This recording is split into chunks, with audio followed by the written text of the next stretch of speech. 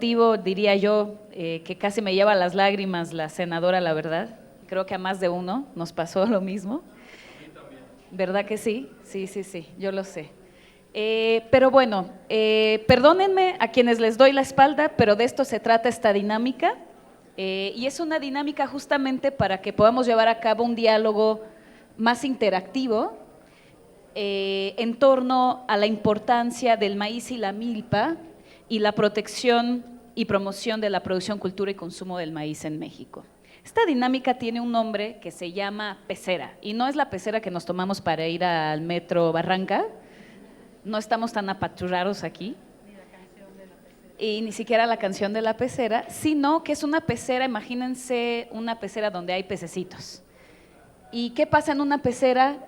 Pues las cosas fluyen, ¿no? Entonces, lo que buscaremos con este formato de diálogo, que ahora les voy a compartir cómo funciona la dinámica, es lo siguiente, y les pido que pongan mucha atención, porque de esto, o con base en estas instrucciones que les voy a dar, ustedes van a poder participar en el diálogo, ¿ok? Ustedes ven aquí una silla vacía, ¿no? ¿Todos la ven acá? Bueno, esta silla es de ustedes, ¿ok? Esta silla ustedes la van a poder ocupar para hacer una intervención de máximo 2 minutos. Yo voy a ser la guardiana del tiempo. Cuando les enseñe esto es que ya concluyan la idea, y cuando les enseñe la roja es tarjeta roja, es expulsión inmediata de la pecera, ¿ok? Conforme quieran ir pasando a este lugar, tenemos aquí estos asientos reservados que es como la fila de participantes, ¿ok? Entonces, conforme se vayan sentando, ahí pueden pasar acá, hacer su pregunta o comentario y por favor se retiran y se regresan a su lugar. ¿Sí? ¿Queda entendido cómo va a funcionar la dinámica? Ok. Si hay alguna duda, pueden interrumpir la pecerita. Ahora, antes de arrancar con esta dinámica más interactiva, tenemos aquí a un panel de super lujo que ya fue presentado por nuestros colegas al inicio de la intervención y de la bienvenida que nos hizo el favor de hacer el maestro Víctor Suárez, más bien el doctor Víctor Suárez y la senadora Rivera. Pero bueno, quisiera volver a mencionar sus nombres por si alguien llegó un poco tarde. Tenemos aquí al doctor Antonio Turrent, muchas gracias por estar aquí, al doctor Sarucán, al doctor Jesús Flores y a la doctora Mercedes López. Muchas gracias por estar aquí. Bueno, ¿en qué consiste la dinámica con ustedes? Ahora vamos a hacer 2 preguntas que son detonadoras de discusión, ¿ok? Cuando haga esta pregunta, ustedes tienen 5 minutos para dar sus comentarios, sus opiniones respecto a la pregunta. Si quieren, por libertad de cátedra, no contestarla también se vale y poner sobre la mesa algún otro tema. Y después arrancamos pues con la dinámica interactiva. ¿Ok? ¿Todos de acuerdo? ¿Sí? Perfecto. Entonces, arranquemos con la primera pregunta. ¿Por qué es importante para México el maíz y otras especies que se cultivan en las milpas de los sistemas productivos campesinos tradicionales? ¿Y qué es lo que las amenaza? ¿Quién quiere primero la palabra? Bueno, yo no voy a predicarle al coro, todos los que estamos aquí estamos claros de por qué es importante, pero simplemente subrayaría un punto antes de tocar algún otro elemento más, y es que somos lo que comemos. Siempre he dicho que la única expresión del arte o de la creatividad humana que hacemos parte de nuestro cuerpo es la gastronomía. Es la cultura de la comida, ni la música, ni el teatro, ni la danza, ni la pintura la hacemos parte de nuestro cuerpo, la gastronomía sí. Eso construye nuestros tejidos, construye quienes somos y en muy buena medida construye también cómo somos, es decir, la cultura a la que pertenecemos, ¿no? Quizá más que una bandera o tanto como la lengua. Bueno, entonces hay un elemento muy profundo de importancia ahí. Pero lo que nos tenemos que dar cuenta, y yo creo que esto es una cuestión que yo me atrevo a adelantar por si alguien lo quiere luego comentar o preguntar, es que no es nada más el hecho de conservar semillas nativas de los cultivos. sino toda una cadena que empieza con la siembra de la semilla en una milpa, probablemente en nuestro caso, o en otro sistema, hasta poner el plato en la mesa para que la gente coma. Si eso no ocurre, no sirve absolutamente de nada que estemos conservando semillas, productos, razas nativas de los cultivos, etcétera. Si no nos damos cuenta que es una cadena entera lo que forma esa capacidad de nutrirnos con nuestros propios alimentos, no vamos a lograr realmente cambiar las cosas de raíz.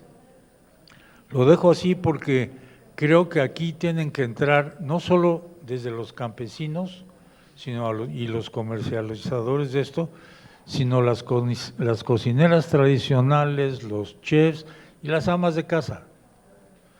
Yo sé que hay una serie de constricciones, y con esto acabo, a que las amas de casa, particularmente ahora, puedan dedicarse a hacer la comida mexicana, que no es nada más de meter en un cuadradito, cerrar la puerta y apretar un botón, requiere de más trabajo y no hay ayudas en este país para que las mujeres puedan realmente compartir el problema del cuidado de la casa con los hombres. Simplemente no hay políticas para eso. Acabamos de oír algunas cuestiones de esto a principios del año con las guarderías y con todas estas cosas. Es decir, es todo un entorno que también tenemos que cuidar que se dé para que esto que estamos diciendo se vuelva una mayor realidad. No decir que no está ocurriendo, pero está ocurriendo cada vez menos y particularmente cada vez menos en las zonas urbanas. Entonces, hay que tener esto en mente, porque si no lo vemos de esta manera y no hacemos que participen todos esos elementos, va a ser muy difícil realmente lograr el objetivo de comer nuestra alimentación soberana, decidir qué vamos a sembrar, dónde lo vamos a sembrar y por lo tanto también cómo lo vamos a preparar. Y tiene que ver mucho, finalmente ya, con que la gente que produce todos esos ingredientes para poder tener la comida mexicana, voy a llamarle, en todas sus expresiones, es ese quintil, ese 20% más pobre, más olvidado, más fregado del país. Queremos beneficiarlos, vamos a hacerlo con que ellos puedan realmente tener un ingreso por los productos que están haciendo a lo largo de toda esa cadena de producción. Es un tema grandote, pero yo creo que o lo tenemos claro o vamos a estar picando en cachitos que no van a ser suficientes. Muchas gracias, doctor Sarucán. Mercedes, por favor. Bueno, ya se ha hablado aquí de la importancia del maíz. Ana Lilia comentó que son nuestros padres, nuestras madres. Lila Down dice que son nuestros hermanitos los maíces. Y para mí y para mucha gente de la colectividad demandante contra el maíz genéticamente modificado y de la campaña Sin Maíz No Hay País, el maíz es el corazón de México y que vendría siendo el cuerpo de México, la milpa, con toda la riqueza, los quelites, todos los productos tan ricos que son parte de la gastronomía mexicana, pero también, aparte de toda esta maravillosa descripción que da el doctor Sarucán, pues el maíz, aparte de alimento para México, es religión, es motivo de artesanías, es el Popol Vuh, el libro sagrado de los mayas quichés, dice que los seres humanos de Mesoamérica y del mundo fuimos hechos de maíz, porque los anteriores materiales no funcionaron. Entonces es un corazón y un cuerpo fundamental que está en peligro. Desde la demanda colectiva contra el maíz genéticamente modificado que emprendimos hace 6 años, pues hemos tenido más de 150 impugnaciones en 19 tribunales, y esto ha sido como la lucha de David contra Goliat. Seguimos luchando.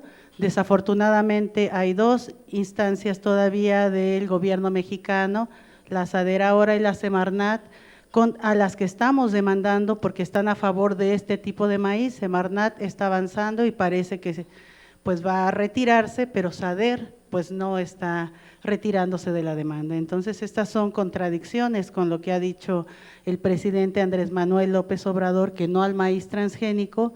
Hay grupos que están preparando también una serie de medidas, avanzando en leyes, se trabajó un decreto presidencial justo para evitar el maíz genéticamente modificado. Entonces, bueno, desde sociedad civil, desde las comunidades campesinas, ambientalistas, desde grupos de abogados jóvenes que están impulsando, pues estamos defendiendo a nuestro maíz. Y bueno, yo quisiera decir que una medida cautelar de esta demanda colectiva que se inició el 5 de julio de 2013, la medida cautelar se instituyó en septiembre del mismo año, ha impedido la siembra comercial de maíz genéticamente modificado. Esto ha impedido la contaminación masiva de nuestras maravillosas variedades y razas de maíz. Entonces, en este sentido, creo que es fundamental hacer mucha conciencia en la ciudadanía. En México y en muchos países, todos somos consumidores de maíz. Tenemos que recuperar ese corazón, tenemos que recuperar nuestro cuerpo, nuestra esencia, desarrollar el orgullo de ser pueblos de maíz. Ya nos habla el doctor Turrent y otros doctores de que Francia, por ejemplo, enseñan a catar sus vinos desde pequeñas a las personas de esos países, pues de ese país, para que tengan el orgullo. En México necesitamos nuevamente recuperar el orgullo, y es muy triste que en las comunidades campesinas veamos que ahora hay motocicletas llevando tortillas de maseca y con el uso excesivo de químicos, pesticidas. Yo tengo la experiencia muy cercana de Veracruz, de Misantla, donde pues estamos sembrando también naranjales. Los químicos queman la milpa, queman los chiles, queman toda la posibilidad de alimentación proveniente de la milpa, y las comunidades pues están comprando ya tortilla de maseca o en las tiendas productos industrializados. Tenemos que recuperar y avanzar en esa tradición, y bueno, más adelante vamos a hablar de qué forma. Muchas gracias, Mercedes. Doctor Turrent, por favor.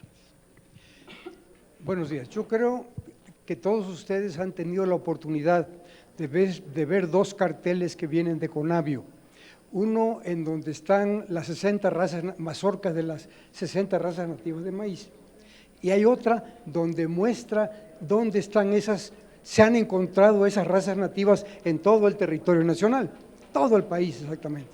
Bueno, hay una cosa que tienen en común esas razas nativas, todas están hechas para consumo humano, es para que se lo coma la gente. No están para otro fin más que ese, probablemente alguna por ahí para fines rituales, pero lo demás es eso. Bueno, cuando ese maíz se fue de México a Europa, se fue sin la nixtamalización. Y entonces tenemos una historia que nos han contado nuestros colegas del Instituto Salvador Subirán. ¿Cómo es que el consumo de maíz en Europa causó pelagra, esa enfermedad, y que podía ser mortal en 4 o 5 años? Pero a la vez, cuando los animales comían maíz, les iba mucho mejor que con cualquier otro cereal que había en el viejo mundo. Entonces, la conclusión razonable a la que llegó Europa, la gente más pobre que se alimentaba principalmente de maíz, de que el maíz no era para consumo humano, que el maíz era para los animales. Y por lo tanto en Europa, y de ahí se fue al África y al resto del mundo, y nos regresó a nosotros como forraje. Y entonces el mejoramiento genético que se ha hecho en gran medida, bueno, aquí probablemente hay genetistas que tal vez no estén de acuerdo conmigo, en gran medida es para producir maíz forrajero, porque lo que les ha importado más la presión que han tenido los investigadores es aumentar la producción, y eso pues resulta que lo que han hecho los productores durante muchas generaciones con lo que llamamos mejoramiento genético autóctono, han buscado varias dimensiones simultáneamente, varias bandas. Una de ellas es desde luego el desempeño agronómico, desde luego que sí, y entre ellos rendimiento. Pero un segundo es la característica organoléptica. el color, olor, sabor, textura, que lo conocen muy bien nuestros colegas que se dedican a la producción de tortilla, y no la industrial, sino la otra, que no se basa en harinas, que esto es muy importante y, por cierto, que ahorita, en buena medida hasta ahora, ha estado limitada a su consumo, con algunas excepciones, en las áreas rurales de México, rurales, pero no en las ciudades de México, en las áreas urbanas, eso no llega. A las áreas urbanas nos llega el maíz de tipo forrajero, que es industrializado y transformado en las harinas que consumimos, pero son tortillas no preparadas en primer lugar para consumo humano. Iba yo en dos. La tercera son las características nutracéuticas y las cuartas nutricionales. Resulta que la mejor proteína del grano del maíz está en el germen, y en el germen de una raza nativa, en comparación con el resto del grano, es una fracción más grande que lo que hay en los maíces de tipo forrajero que también consumimos, y por lo tanto su valor nutritivo no necesariamente es el mismo. Entonces, también quiero terminar diciendo, yo soy un gran admirador, yo soy revolucionario verde en un principio, y después me fui transformando y ahora ya entiendo más esta otra parte que le estoy diciendo. Pero estoy convencido que el sistema Milpa, que por cierto ha sobrevivido 500 años, perfectamente sustentable, aquí está con nosotros, vivo, pero eso es para agricultores pequeños, no es para productores de 500 hectáreas o de 1000 hectáreas. Para ellos hasta ahora nada más hay maíces forrajeros para ellos, para que los produzcan y nos los vendan. Pero para la unidad de producción pequeña, que es la que aporta más alimentos, tanto en primer lugar para ellos, pero también porque la situación que yo estoy describiendo no impide que el maíz pepitilla también llegue a las ciudades y lo hayamos disfrutado, con todo y de donde se decidió, y que es, por cierto, donde produce la mejor tortilla de todas, absolutamente, la de maíz pepitilla. Es un área de la parte tropical del Estado de México, de Guerrero y de Oaxaca. Esa es la mejor tortilla que hay, pero con la tecnología artesanal. Si un maíz de ese lo pasamos por el sistema industrial y nos da una tortillita así y delgadita, eso no es lo que debemos de estar orgullosos, y deberíamos de promoverlo para que la defendamos todos. Bueno, hasta ahí voy a parar por el momento. Muchas gracias, doctor Turren. Creo que ya nos está dando hambre después de su descripción de las tortillitas. Doctor Jesús Flores, por favor. Bien, pues hablando más de comida, diremos que el maíz es la parte central, medular de nuestra cocina, tan homenajeada, tan saboreada, tan disfrutada por todos nosotros. El maíz es nuestra base, el maíz es con lo que nosotros empezamos como mexicanos y seguimos como mexicanos. Una de las cosas que todavía fortalecen más es la milpa.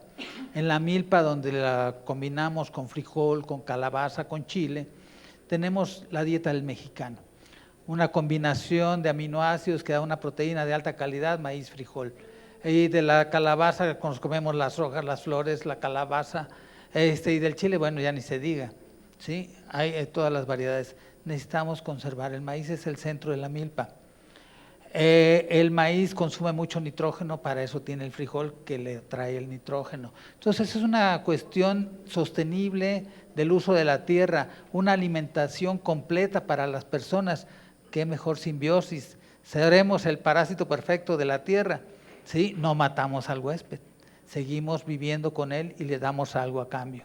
Es el cuidado de la tierra. Si nosotros no cuidamos la tierra, no estamos cuidando nuestra vida, no estamos cuidando a nuestros hijos, a nuestros nietos, estamos diciendo mentira que los queremos, ¿sí? Si no los cuidamos.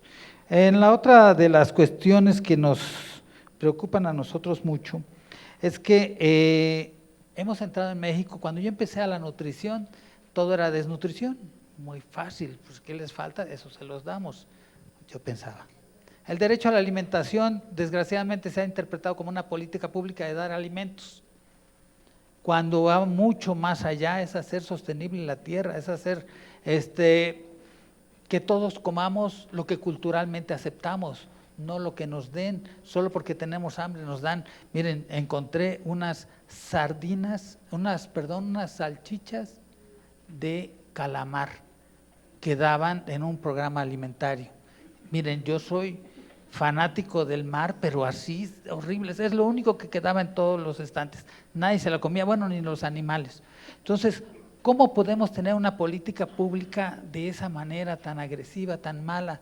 No sirve para nadie, tal vez para una o dos personas, pero no para nuestro país. En el punto de que la milpa nos da una alimentación sostenible, también tenemos que ver que nosotros hemos llegado a un punto de transculturización, ¿sí? Nosotros a partir del GATT y luego el TLC y ahora el TEMEC y luego no sé qué será, nos han metido una alimentación que nosotros no estábamos acostumbrados, demasiados ingredientes químicos, ¿sí? Cuando nosotros estábamos acostumbrados a una alimentación muy natural. Entonces esta parte nos ha llevado a que tengamos una convivencia, como decían, el peor de los mundos. Los desnutridos siguen desnutridos y los que sobreviven se convierten en potenciales obesos porque ya tienen una carga metabólica de hacer eficiente todo lo que consumen. Entonces tenemos ahorita 40 millones de diabéticos que están en potencia y otros ya claramente diabéticos, que eso está saturando nuestro sistema de salud. ¿Qué nos tiene amenazados en esto? Es esta parte de la transculturización. Cuando la gente dice, pero es que es la libre decisión de las personas. Bueno, pues entonces vamos a hacer que los refrescos se vendan a mayores de edad. Vamos a hacer que la publicidad de niños se detenga. Vamos a hacer que la milpa se respete como forma de producción agrícola familiar, que reciba los créditos que necesita, porque todo se le ha dejado a la familia. En el artículo 4 dice que en el derecho a la alimentación el Estado lo garantizará. ¿De qué manera? ¿Sí? No vemos, en política se dice que donde está el presupuesto está la política. No vemos un presupuesto hacia la política de la milpa, en la producción familiar de alimentos. Entonces, esta es una de las cosas que va amenazando la transculturización. Somos el segundo país consumidor de pizzas, por favor. El número 1 en refrescos, cosas que cuando la gente me dice, es que antes tomábamos refrescos, sí, pero era botella de vidrio, nadie andaba trayendo un vidrio en la bolsa, sí, ahorita lo andan trayendo por todos lados, nos tomamos el refresco en la tienda, unos tragos porque nadie quería dejar el importe, ¿sí? Que había que llevarse, ni traer ahí una amenaza pesada de la botella. Entonces era muy diferente, ahorita nos han hecho la vida muy fácil, y en esa parte de la vida muy fácil ellos ganan y nosotros perdemos, ¿sí? Nosotros ponemos la vida y el dinero y ellos se ponen muy felices de que nosotros tengamos esto. Entonces, esta es la parte que nosotros tenemos que trabajar mucho, una política pública real, pero no hay una política pública si no hay un cambio cultural de la población, si no hay sinceridad en los que nos dan los mensajes, en unificación de los mensajes. Por un lado contratan un científico de alto renombre para decir lo contrario de lo que debe de ser el cuidado del cuerpo humano, y ahí entramos en confusiones. Entonces, esta es la parte de por qué es importante el maíz, porque es mexicano, porque somos mexicanos, porque vivimos del maíz, porque es nuestra cultura, porque es lo que le hemos heredado al mundo. Entonces, es el único cereal que no existía antes de el hombre, lo creó el hombre, sí, para el hombre. Lo que acaba de decir el doctor Turren es para nosotros, que lo den a los animales, bueno, eso ya es una desviación, pero es para nosotros. Esa es la importancia del maíz, esa es la importancia de nuestra cocina, en nuestra vida, en nuestra ecología. Gracias. Muchas gracias, doctor Flores. Pasamos a la segunda pregunta y después ya veo que ocuparon las sillas muy entusiastamente, muchas gracias. Al ratito ya les aviso cuándo pueden pasar aquí a la silla vacía.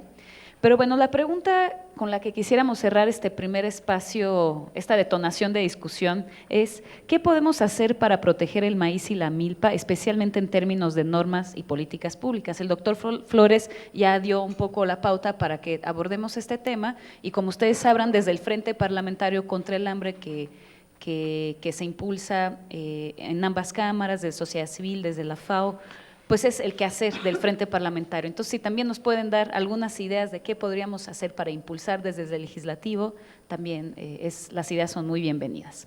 ¿Quién quiere la palabra? ¿Doctor Saruca? Voy rápido. Lo que hay que hacer es mantener el sistema que produce esto que estamos tratando de defenderlo. Y no ha sido el resultado de las políticas públicas en este país, ese es uno. Dos, desde hace 35 o 40 años, el apoyo a la investigación agrícola en México se ha reducido a un nivel verdaderamente inaceptable, por toda una serie de razones, no voy a meter aquí. Toño conoce esto y probablemente Rafael Pasca también, el tema y lo pueden tocar, pero no voy a meter en eso porque nos desviamos demasiado. Lo que tiene que haber son un reconocimiento del papel que juegan los campesinos temporaleros de maíz en este país, la rima. Yo tengo aquí, no me voy a poner a repetirlo, pero en Conavio se produjo un artículo sobre el papel jugado por los campesinos temporaleros en México, en producción, por un lado, que yo creo que para mucha gente fue una sorpresa, y está hecho con estadísticas nacionales, no son, es que si aquí hicieran esto y si allá hicieran, no, las estadísticas nacionales, que además no eran muy nuevas, porque el último censo agrícola fue hace buen rato, pero y segundo, el hecho de que los campesinos están proveyéndonos un servicio absolutamente esencial, como todos los campesinos de todas partes del mundo, que es el servicio evolutivo de los cultivares propios de cada lugar. Eso es lo que nos ha permitido tener 59, 60 razas nativas todavía cultivadas hoy. Nadie tenía idea de cuántas eran a ciencia cierta hasta que se hizo este estudio del que hablaba Toño Turrent y se publicó y que se hizo con mucha gente, con muchos agrónomos, con gente de muchas instituciones en México. Es otro de los elementos que dice uno, como el país que es de maíz y sin país no hay maíz, no tenemos idea de cuántas razas nativas hay, no podía ser, ¿no? Bueno, eso se hizo y esa capacidad de mantener por centurias, por milenios, esa cantidad de razas nativas no es gracias a Walmart o a alguna, es al trabajo diario de los campesinos que se han dedicado a esto, a la tradición del conocimiento, al mantenimiento de esa tradición hasta hoy. ¿Y qué han recibido a cambio ellos? Más que la ignorancia, la marginación, el desprecio, porque pues son campesinos que no saben producir bien y todo esto. Bueno,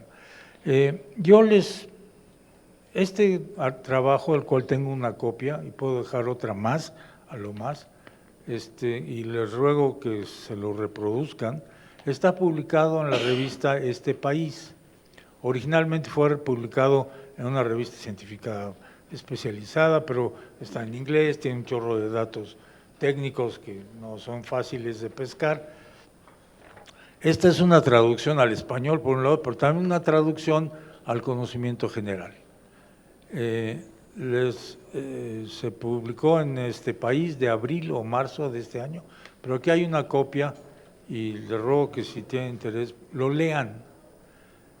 Si los campesinos, particularmente, lo dividimos, está hecho municipio por municipio, todos los municipios maiceros del país. Si los municipios que tienen 3 o menos toneladas de producción tuvieran un poquito de apoyo en términos de insumos o cosas de este tipo, la cantidad de maíz que podrían producir abastecería totalmente de maíz para consumo humano a este país. Ellos tendrían excedentes y podrían incluso podríamos exportar maíz para consumo humano. Ese es uno. Pero el otro es el mantener ¿cómo se mantiene, cómo se da ese servicio evolutivo? Pues con el proceso de evolución bajo domesticación. Nosotros hemos evolucionado hasta buena medida por la evolución orgánica, ¿no? Por la selección natural, como todos los organismos del mundo. Las plantas han evolucionado por la intervención humana. Son productos todas las plantas cultivadas de la actividad humana. Y esa actividad ha consistido en que las mujeres particularmente, desde un inicio veían algo interesante, lo sembraban, veían que salía, de ahí si les interesaba lo tomaban, lo volvían a sembrar, lo iban seleccionando y así, de esa manera, llegamos a tener la enorme variedad de maíz, la enorme variedad de frijoles, la enorme variedad de chiles, etc. Bueno, ese servicio es algo que debiéramos pagar, ¿no? Y pagar quiere decir recompensar, reconocer, hacer patente la importancia que tiene, cosa que no ha ocurrido. Eso no ha ocurrido ni aquí, ni en México, ni en ninguna otra parte. No conozco un país en que la sociedad le reconozca a sus grupos nativos el servicio evolutivo que les ha mantenido una enorme variedad de arroces, de trigos, de cebadas, etcétera. No hay, porque simplemente ha habido todo un proceso ahí cultural de enajenación de ese proceso terrible. No voy a meter en esto, si no, no acabamos. Yo pienso que eso es una de las cosas que tenemos que tener. Tenemos que tener políticas públicas claras que ayuden a que la gente que produce esto tenga un ingreso razonable, decente, que les permita seguir haciendo esto, que la vida en el campo se vuelva atractiva económicamente y que los chorros de gente joven que se van porque ya no ven futuro ahí, no se vayan de México, se queden con sus padres, hereden ese conocimiento, lo transmitan y además otros que sí lo tenían que están fuera vuelvan y empiecen a enriquecer el campo mexicano, además con otras ideas y con otras técnicas. Yo creo que va por ahí. O tenemos políticas públicas de apoyo y de cuidado y de beneficio y bienestar de la gente que está haciendo esto que está descrito aquí, o no va a haber manera, no importa qué digamos, no importa cuántas asociaciones de protección a los cultivos nativos tengamos, no va a ocurrir, porque la presión en el otro sentido es enorme, ya se ha comentado aquí, no quiero tocarlo, pero eso es una cuestión absolutamente indispensable. Políticas públicas que no han existido o que las ha habido en el sentido contrario, que hay que cambiar de veras e instalarlas ya, porque la gente vieja no dura mucho y ellos son los que tienen estas cosas, ¿no? Muchas gracias, doctor Sarucán. Mercedes, por favor. Estando totalmente de acuerdo, esas políticas públicas que se deben de instrumentar deben de llevar perspectiva de género, justo por lo que comenta el doctor Sarucán, porque las mujeres han sido fundamentales también en la salvaguarda, la reproducción, el desarrollo de esta comida, de estas semillas, de los platillos, y no hay un reconocimiento real a su trabajo. Las mujeres no son propietarias de la tierra, no reciben créditos, no reciben tampoco el crédito social por esa gran labor que están desarrollando. Entonces, esta parte es fundamental, que se apoye nuevamente la producción a estas millones de familias campesinas de México, mujeres y hombres que nos están alimentando. 70% de los alimentos del mundo vienen de estas comunidades pequeñas, es fundamental. Y bueno, también hay varios elementos, estamos luchando desde varios frentes. Está la demanda contra el maíz genéticamente modificado, que es muy importante que la sociedad civil se sume y que vaya también empujando. Está un decreto que varios grupos de la sociedad hicieron contra el maíz genéticamente modificado, que se llevó a presidencia y que es muy importante que se instituya. Está la parte cultural, rescatar, impulsar la importancia de la dieta de la milpa, esa maravilla que hizo que la UNESCO nos nombrara como la comida de Michoacán, pero en representación de México, como patrimonio inmaterial de la humanidad. Está el rescate de la milpa con la soberanía alimentaria, la identidad también.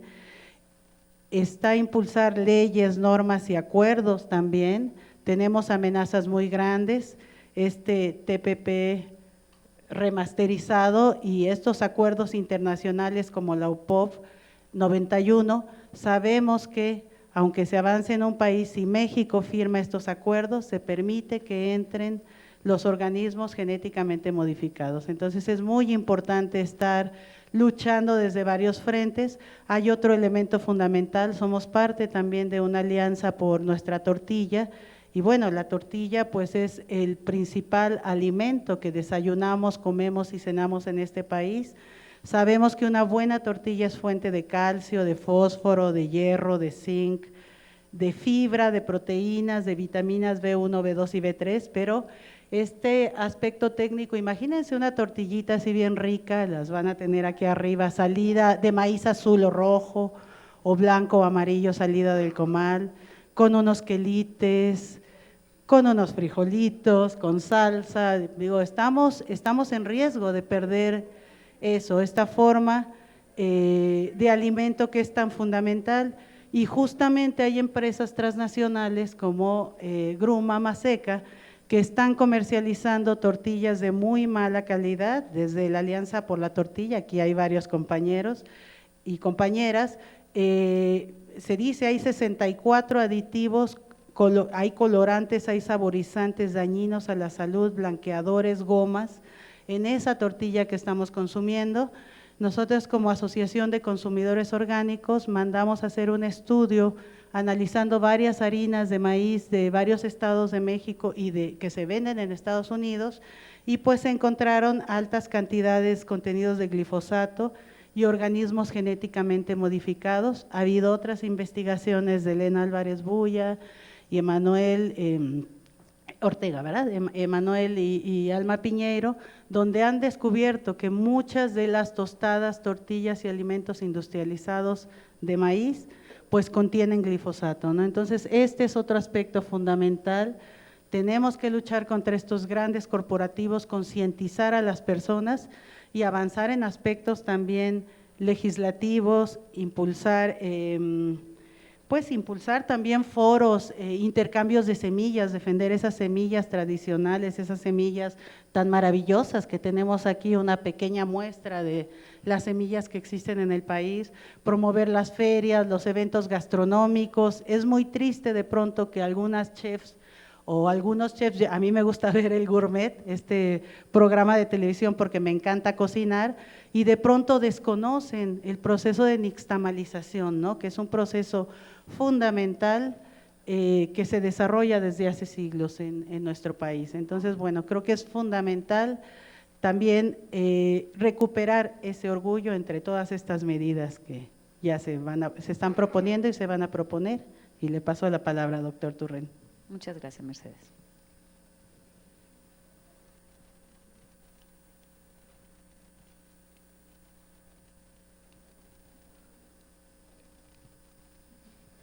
Yo quiero platicar un poquito sobre la tecnología para la milpa, bajo la idea de que esta es una tecnología que tiene que mejorarse, que tiene que ser desarrollada sin perder sus principios centrales. Cuando se desarrolló históricamente la milpa, tenía las mejores tierras de aquí de México, y también tenía laderas. Bueno, pero la milpa en las laderas se manejaba con rosa, tumba y quema, y eso lo hacía sostenible. Y la milpa en terrenos planos, pues no tiene problemas de erosión, entonces era sostenible, sustentable. Muy bien, pero ahora eso ha cambiado, ya no se puede dar 20 años de descanso en una ladera después de que se siembra 1 o 2 veces, y luego hay que dejarlo descansar 20 años para después volver a sembrar. Eso ya no se puede hacer. Eso ya se ha reducido a volverse, aún en laderas, la milpa se ha vuelto ya permanente y todos los años se siembra, sedentaria.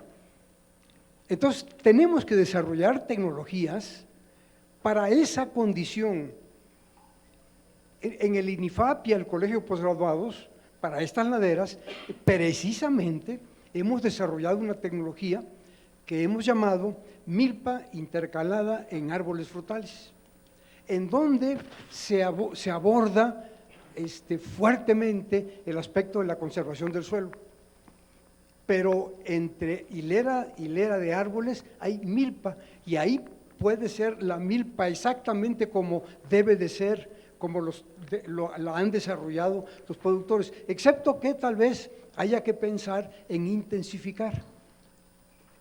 Yo no sé exactamente qué es lo que significaría eso, pero sin perder los principios básicos de la milpa, en la parte que se debe de intensificar, ¿por qué no aumentar la producción? Siempre y cuando sigan siendo los maíces nativos y siempre y cuando siga siendo y se permita que haya las arbences, ¿no? Los quelites, etcétera. Ahora, esa tecnología ya está disponible y ha sido adoptada por un programa de gobierno que es el de la Sembrando Vida, y entonces ya ellos ya están usando MIAF como uno de los rumbos que están tomando. Ahora, esa tecnología es excelente para incrementar el ingreso del productor, para eso son los frutales, y también para conservar el suelo. Pero también debe de manejarse con milpa para pequeños productores. Y yo ahí sí insistiría en que debe de ser milpa, no cultivo simple moderno tipo Revolución Verde.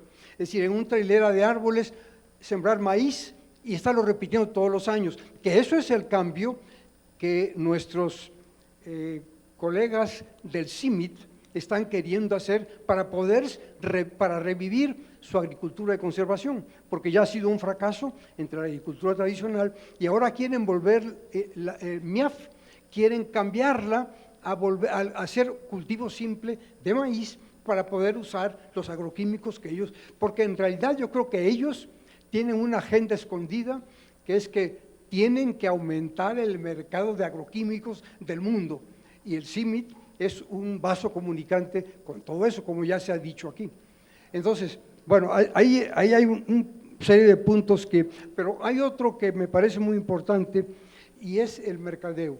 Si no cambiamos la comercialización de los maíces nativos y seguimos permitiendo que sean Maseca y ¿cómo se llama la otra? Sí, no, pero la internacional. Cargill, compren con criterios de tortilla industrial. Tiene que hacer maíz blanco, con cierta textura, etcétera. Y si un productor le llega con un maíz pinto, o un maíz azul, o un color rojo, pues no lo aceptan, o bien se lo aceptan, pero pagándole mucho menos de lo que debe de valer. Entonces, si no interviene el Estado aquí, ¿para qué? Pero es la cosa todavía más complicada.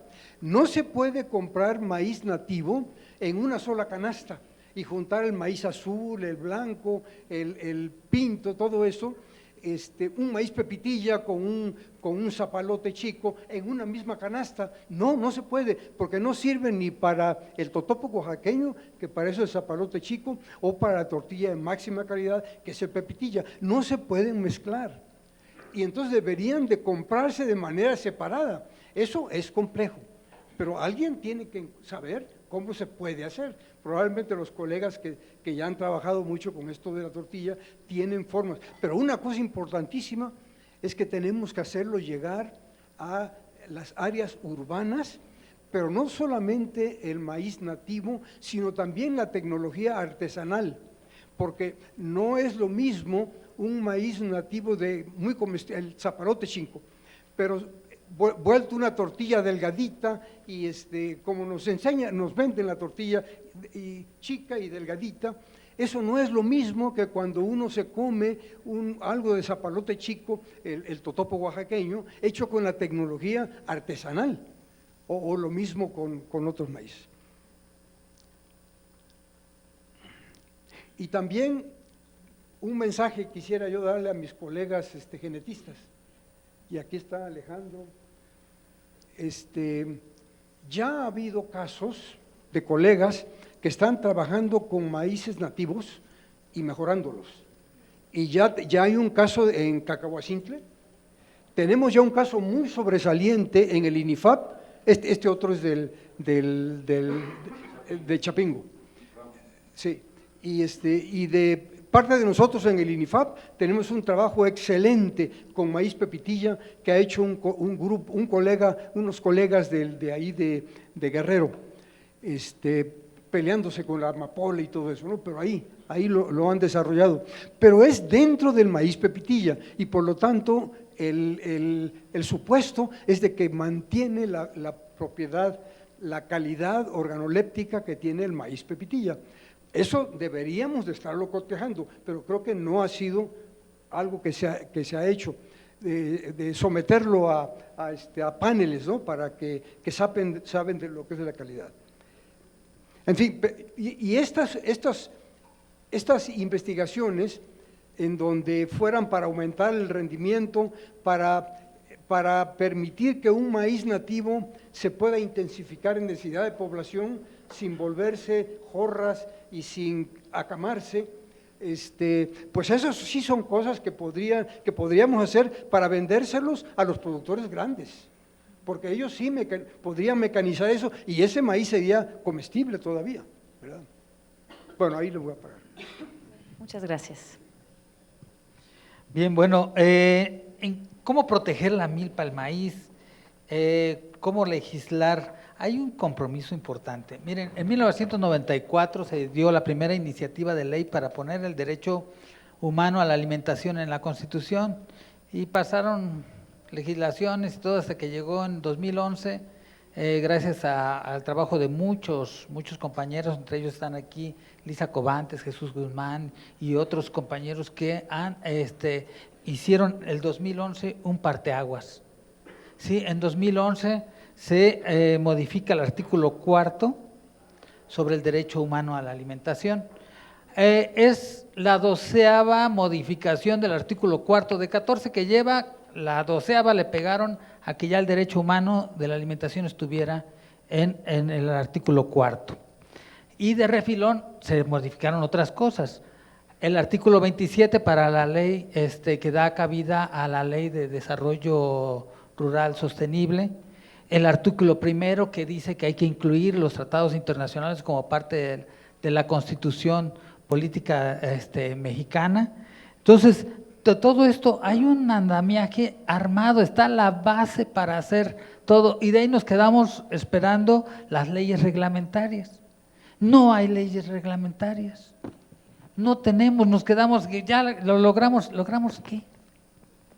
Letra muerta, ¿sí? Ahorita nosotros tenemos, miren, trabajamos mucho sobre las normas oficiales mexicanas y las normas mexicanas referenciales.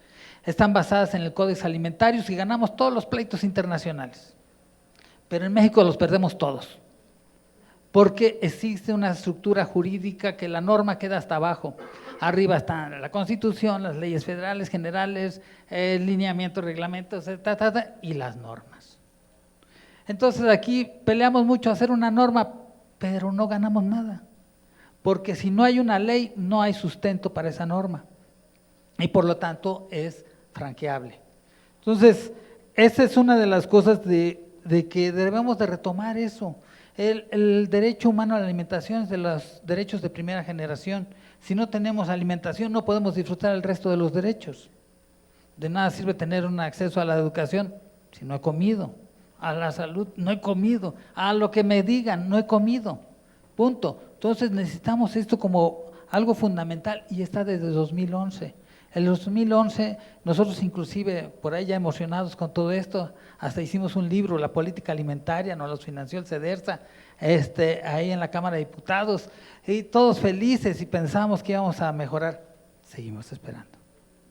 Entonces, también yo entiendo que hay compromisos, hay que hacer política, hay que vivir de una manera, no sé cómo funcione mucho la nata política, pero sí conozco que los que están abajo son gente muy trabajadora, conocen las estructuras, pero las decisiones se toman arriba. Entonces, mientras que ahorita tenemos una inercia para cambiar, ahorita, como lo dijo el señor presidente, no quiero que arreglen las cosas, vamos a transformarlas, vamos a romper paradigmas, vamos a sacar adelante al país con base en sus necesidades, no en las necesidades de una política. Recuerdo que hace unos 12, 13 años unos diputados se acercaron a nosotros para ver cómo regulamos la venta de alimentos en las escuelas. Trabajamos casi 2 años y ya que estaban nos dijeron, oigan, ¿no tendrán otro grupo parlamentario que quiera meterla? Porque es que a nosotros nos van a financiar la campaña y no podemos meter esa política. Entonces, como que el punto de que si la ley no tenemos el cobijo de la ley, las normas van a ser letra franqueable, ¿sí? Entonces, esta es una de las cosas que nosotros tenemos que hacer. Tenemos una emergencia epidemiológica desde 2016 por la obesidad.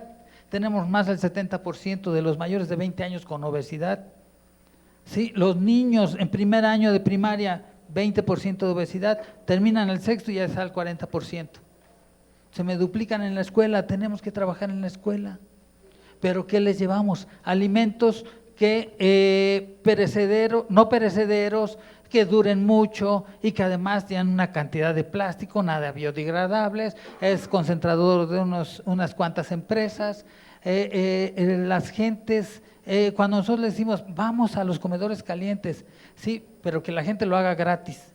Dije, ¿por qué a la empresa no le pediste que te regalara los productos? Vamos a profesionalizar también el sistema de los comedores. ¿Sí? No nada más es de participación y gracias por participar y nosotros lo vemos en las comunidades, de verdad estamos ahorita cansados de ver cómo la gente hace servicios ambientales, servicios por cuidar a los demás. Bueno, tenemos trabajo en la Mazagua, la gente no puede tomar su agua porque es para la Ciudad de México, ¿sí? Entonces, este es el punto donde tenemos que regular. Una política pública debe estar basada en leyes y si no hay leyes, de verdad la política pública viene otro y la cambia. Recuerdo aquí en la Ciudad de México cuando Andrés Manuel, el señor presidente, dijo vamos a dar pensión a los adultos mayores y lo trataron de muchas cosas, pero hay que hacerlo ley. Y al rato ya era ley nacional, ¿sí? Entonces necesitamos que haya ley.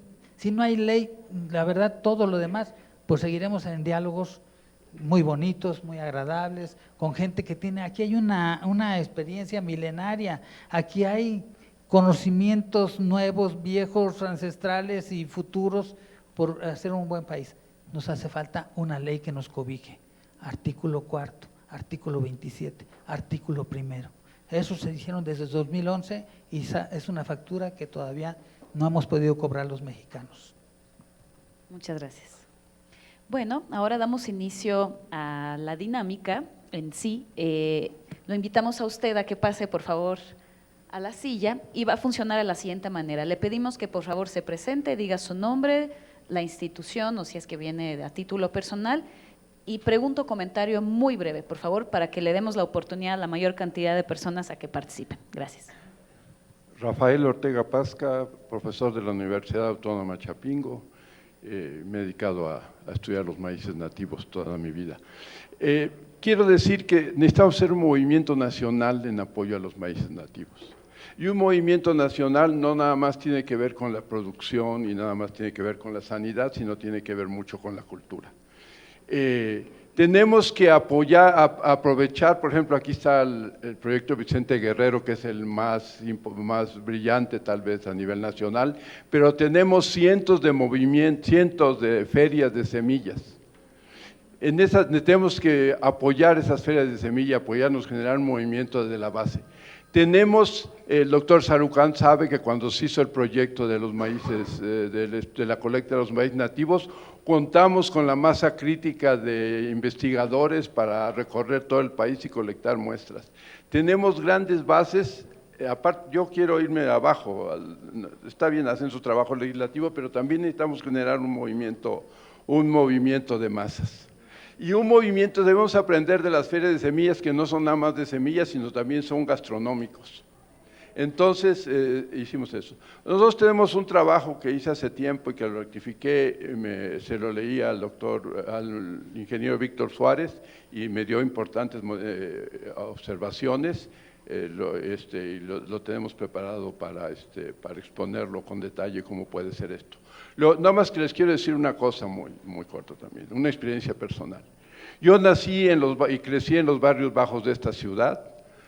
Sobreviví o maté mi hambre con harina minsa y con leche y frijoles duros de la CEMSA.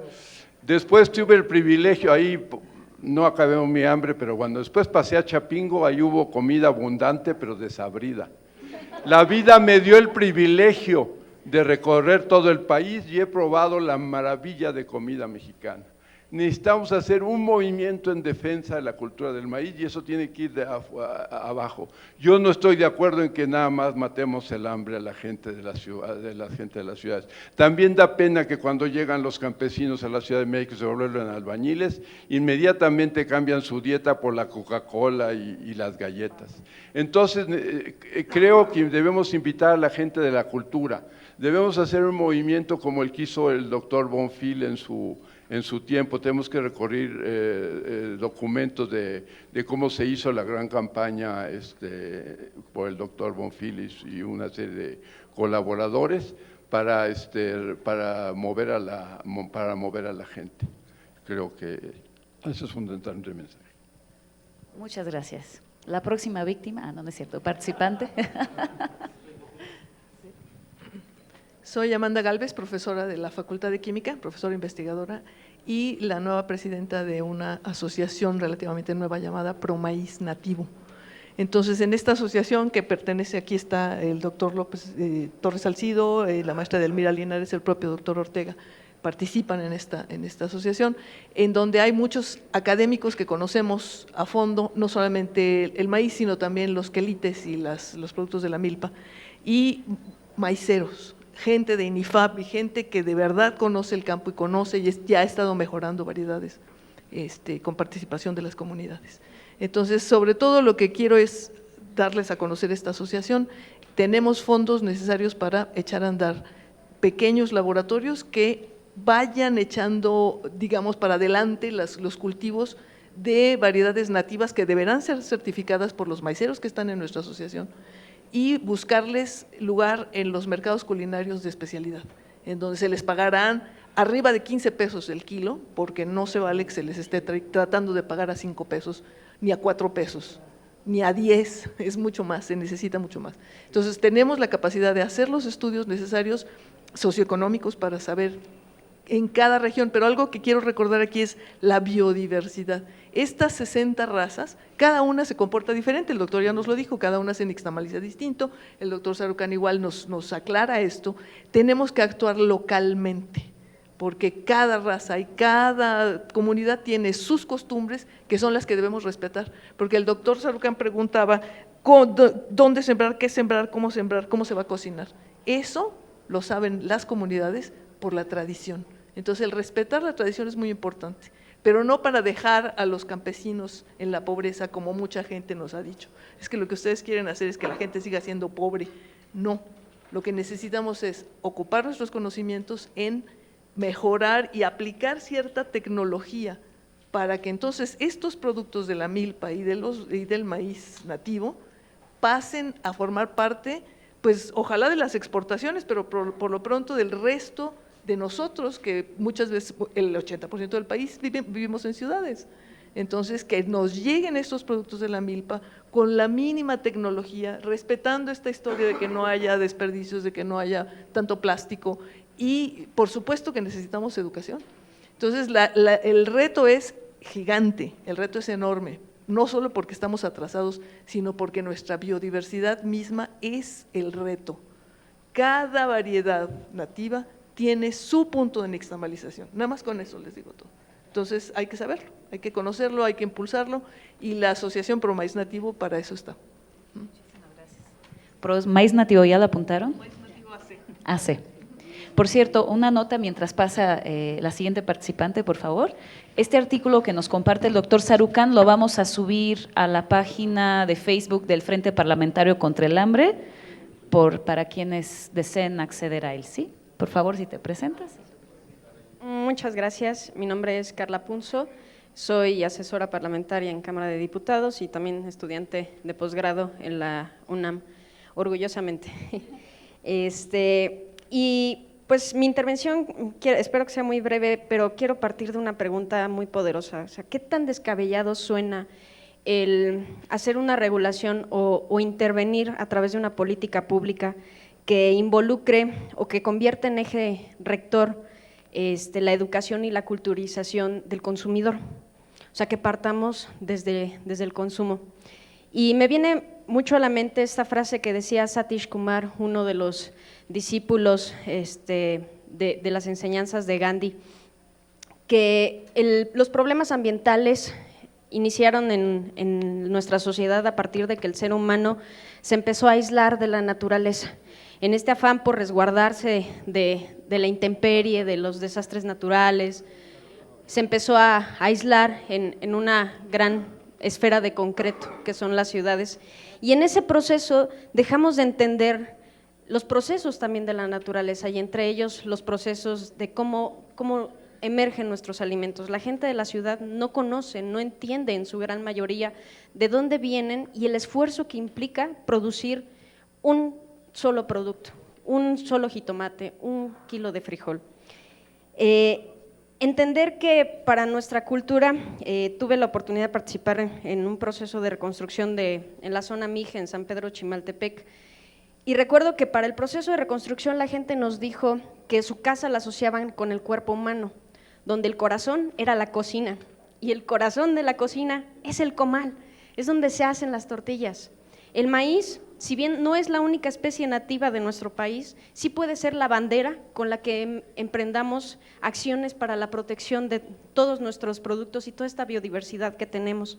Entonces, que podamos partir de la enseñanza y la educación ambiental, que realmente nos pongamos en cintura a la gente que vivimos en la ciudad y que se maximicen a través de una política pública, se busque maximizar y aprovechar los espacios libres donde se pueda cultivar, llámese macetas, llámese jardineras, y que desde edad temprana sepamos de dónde vienen los alimentos. Hoy por hoy mucha gente se asombra cuando les digo que nuestros alimentos o muchos de los alimentos que consumimos en la ciudad están regados con nuestras propias aguas negras, a lo que le llamamos el río de la venganza. Entonces, podernos involucrar a los consumidores, creo que, y convertirlo en un eje de acción, en hacerlo una política pública a través de la educación para la producción de los alimentos de manera agroecológica, creo que sería, no sé si sería descabellado, pero a mí, al menos en mi cabeza, me suena una buena idea. Muchas gracias. Siguiente participante, por favor.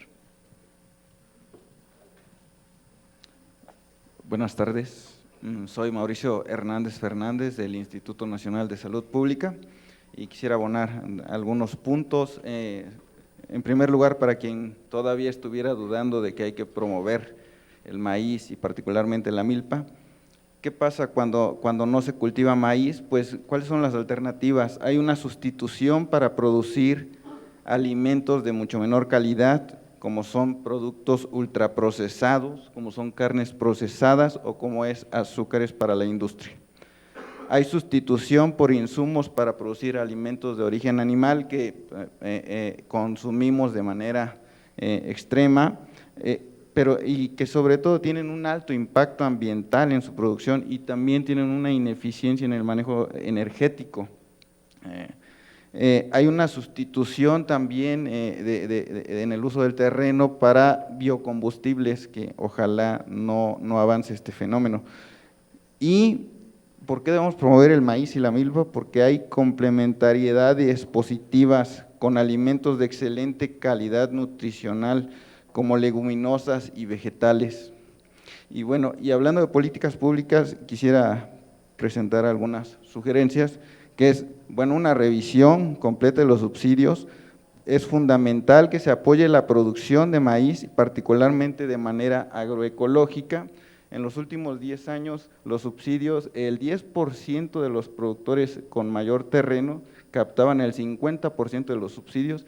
Era una política totalmente regresiva. Hay que cambiar también las normas sociales. La aceptabilidad de alimentos como el maíz y el frijol está amenazada. Hay que quitar el estigma del maíz y el frijol como señales de pobreza cuando se consumen. Hay que darle viabilidad económica a la actividad agrícola como forma de vida. Hay que promover una comercialización local, principalmente apoyada en mercados públicos. Necesitamos reactivar, extender la red de mercados públicos. Hay que revisar las externalidades del comercio exterior, hay que reducir la colosal importación de maíz amarillo y también de jarabe de maíz de alta fructosa. Gracias. Muchas gracias. Tomamos nota. Muchas gracias. Siguiente persona, por favor. Gracias, buenos días y muchas gracias a la senadora Ana Lilia que nos invitó. Bueno, yo soy Pánfilo Hernández Ortiz del Grupo Vicente Guerrero, ya lo mencionaron desde que llegamos hasta que nos vamos a ir, nos van a mencionar, muchos nos conocen. La experiencia del grupo pues ya es emblemático, exitoso y todo lo demás que podamos ponerle, ¿no? Y agradecemos mucho a los investigadores que también de una manera directa o indirecta colaboran con nosotros. No sé si sea pregunta o preocupación o amenaza. Últimamente los maíces híbridos, que no los hemos mencionado criollos, transgénicos o genéticamente modificados, pero los híbridos, sean nacionales o internacionales, en estos últimos años los hemos visto en el estado de Tlaxcala, ¿sí?, que nos han estado queriendo rebasar o desplazar a nuestros criollos nativos. Incluso en la misma comunidad de Vicente Guerrero, donde tenemos ahí mi parcelita y un día los invito a los elotes, ojalá y la lluvia nos llegue también lo más pronto, tenemos, no sé si me equivoque en el porcentaje, calculo que ya tenemos híbridos más del 50 o un poquito más del 50% que tenemos en la comunidad. Y en el municipio no se diga, ¿sí? Si alguien es de Tlaxcala y me da un porcentaje exacto, que sería bueno, ¿no? Los híbridos nos están también rebasando, ¿sí?, de forma institucional, comercial, lo que quieran ustedes, pero para el grupo es una preocupación, una amenaza, o que tenemos que hacer, que aquí estamos todos los que queremos al maíz criollo nativo, pero también tenemos que hacer algo con los híbridos. Hay mejorados híbridos, hay aquí investigadores que lo hacen también mejorado, lo han hecho mejorado, ¿sí? Tenemos a los H20, a los H15 y también tenemos a los otros, que son los Pantera, el Gavilán, el Halcón y bueno, ustedes ya saben de quiénes son. Entonces yo quisiera poner aquí en esta mesita, ¿sí?, ¿qué tenemos que hacer nosotros? Ustedes ya conocen nuestro trabajo, hacemos ferias, hacemos eventos, la senadora también ha colaborado, hemos colaborado para que la ley de protección del maíz siga adelante, pero también los maíces híbridos nos están ganando cancha, ¿sí? Ojalá y podamos tener en algún momento plática con los investigadores, con los demás, incluso políticas públicas sería bueno, porque en Vicente Guerrero cada año nos preocupamos. Tenemos fondos comunitarios, tenemos fondos familiares, tenemos fondos del Grupo Vicente Guerrero de semillas, pero cada vez los municipios nos meten 100 goles de lo que nosotros metemos a veces uno con los programas de maíces híbridos. Y es una preocupación para nosotros. Los colores, los sabores que han dicho, quién sabe qué vayan a pasar en algún momento, ¿sí? Incluso hay aquí investigadores que nos puedan ayudar también como a convencer, entre comillas, a los campesinos qué tanto nos conviene esto y qué tanto nos conviene. Un dato, ojalá y me lo corrijan los investigadores, los maíces híbridos por hectárea se están sembrando alrededor de 60,000 plantas, 60,000 dice la hojita ahí, en la bolsita. Y nosotros en Vicente Guerrero estamos sembrando alrededor de 22 a 23,000 plantas. Imagínense qué estamos haciendo. Entonces dejo la pregunta y ojalá y nos puedan ayudar estrategias, formas y de otro tipo de ayuda que nos puedan ayudar para ver qué hacemos y aumentamos más, incluso en Vicente Guerrero. Si en Vicente Guerrero aumentamos a los criollos, sería para nosotros un éxito. Y en el Estado lo aumentamos, perfecto. Gracias. Bueno, ahorita hacemos una pausita para ver si ustedes quisieran hacer alguna retroalimentación a esta primera ronda de comentarios y de preguntas. ¿Alguien quiere hacer alguna retroalimentación o seguimos recibiendo más comentarios? ¿Cómo ven? ¿Sí? Yo quisiera comentar sobre este último comentario. Dos cosas. Precisamente en Tlaxcala hay un juicio. Desgraciadamente yo no estoy completamente enterado de los resultados, cómo va, en donde están tratando de parar al CIMIT para que siga introduciendo maíces híbridos o maíces mejorados a la región de Tlaxcala. Y el siguiente punto, hay una política pública que apoya a esa sustitución y para complementar esto, en el programa que presentó el CIMIT hace 10 años a la Zagarpa, tenía como objetivo sustituir entre 1,5 y 3 millones de hectáreas de maíces que usan los productores por los maíces mejorados de ellos. Así que lo que nos está comentando Pánfilo es perfectamente factible y eso fue aceptado por la Secretaría de Agricultura, así que es una política pública y no creemos que eso esté cambiando en la actualidad por los comentarios que nos hizo Ana Lilia. Muchas gracias. ¿Alguien más quisiera hacer algún comentario, doctor Flores? Lo veo con ganas de comentar algo. Por favor. Retomando un tanto lo que hablaba Mauricio Hernández de Salud Pública, sobre una serie de puntos que él hablaba, está el subsidio a grandes productores. Él hablaba de cuántos se llevaban la mitad, unos cuantos. En estados nosotros vimos, eran 3, 4 estados y se llevaban la mitad. Entonces, la producción, la alta producción, el crecimiento que se quiere del país está en función de ingresos, divisas. Cuando nosotros revisamos esos grandes horticultores, esos grandes productores del norte del país, ¿cuánto realmente se queda a México? Porque sus tractores son extranjeros. La gasolina, pues ya sabemos, el diésel lo importamos, las refacciones, una serie de cosas. De cada dólar que entra se quedan como 20 centavos en México y los otros 80 se regresan a Estados Unidos. ¿Realmente qué estamos subsidiando? Pues la industria estadounidense. Por eso debemos retomar, fomentar la agricultura familiar, la producción de milpa.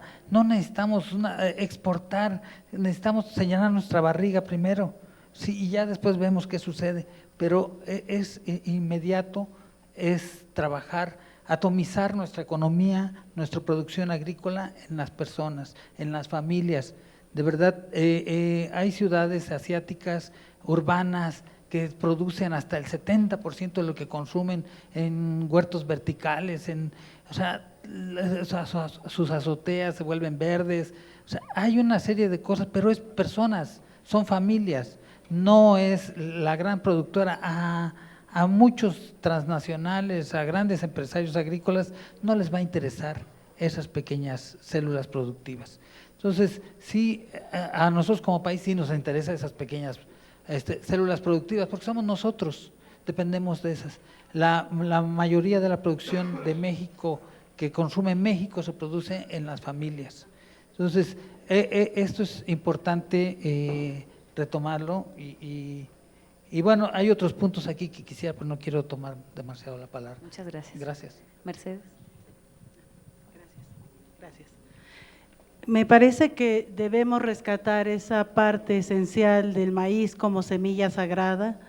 No es un commodity que en la Bolsa Internacional de Valores se juega y es objeto de disputa y de negocio por grandes corporaciones, gobiernos.